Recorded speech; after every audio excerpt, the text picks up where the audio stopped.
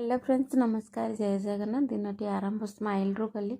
सकाळ 5:30 गाधे पाधे सीधा मु किचन को आसली कहीं मु गाधे आसी देखला बेलू डुडू बाबा अलरेडी रेडी है ड्यूटी जावाई 6टार ड्यूटी अच्छी तो से ब्रेकफास्ट बनी तो डुडू नहीं टिफिन दे सारिकी बाय बाय करके आसी जाइला। बेड्रे बहुत सारा कपड़ा था मुझे भांगिकी रखी मुझे गरम पानी लेंबू महू पीती कहीं फैटनेस अधिक जाऊँ मत जड़े कहते एमती कले फैटनेस कमिजो बोली। तो पी सारापर मुझे जाइली किचन को। किचन में डुडूर मु टिफिन रेडी करी। टिफिन आ पानी बोतल तार रेडी कर सारापर मु डुडू बेटा को रेडी करदेवी। डुडू को ये रेडी कर दूसरी आ डुडू को रेडी कर सारापर आम चलू डुडू को छाड़ापी। तो मुझे गोटे बेल्ट नहीं जदि पिलाମାନଙ୍କୁ ଆପଣ बाइक कि स्कूटर बसुँच बेल्ट निश्चित बांधतु। आ सेफ्टी तो हेलमेट निहाती दरकार।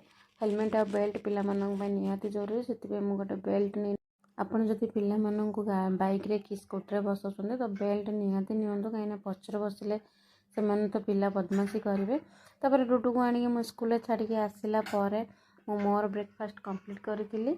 ब्रेकफास्ट कंप्लीट कर सारापर एपटे बासन बहुत सारा थिला तो बासन मु माजी देती। बासन माजला कपड़ा गुड़ा सब सुखाई नाला तो कपड़ा नहीं मो ऊपर को सुखे देके आसला देखला घर बहुत गंदा होता आ घर जदि परिष्कार न था बिल्कुल भी भल लगे। तो से फास्ट मु घर को सफा कली जेहेतु से सब सकाल सकाल जाती तो टाइम मिले तो घर सफा कर सारा देखो फाइनाली मु पूरा क्लीन कलापर रूम लुकटा आउ क्लीन रही ही घर बहुत भल लगे। क्लीन कर सारापर मुझे मार्केट को कहीं जेहतु आज शुक्रवार था पुणी खाଇବା रेडी करा पड़ो लंच रेडी कर सारापर ही जाकि डुडू को आने पड़ो।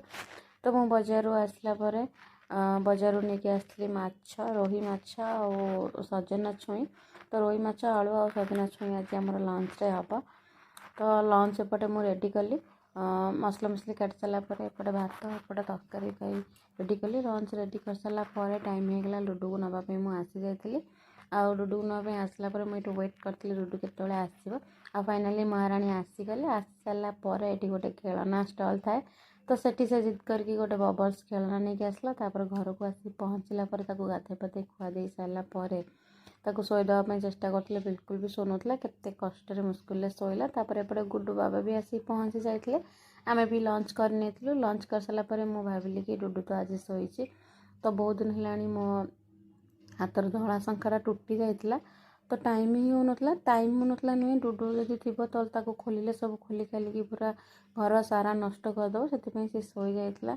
तो मुझे आज जाइली मोर शंखा पिंजरा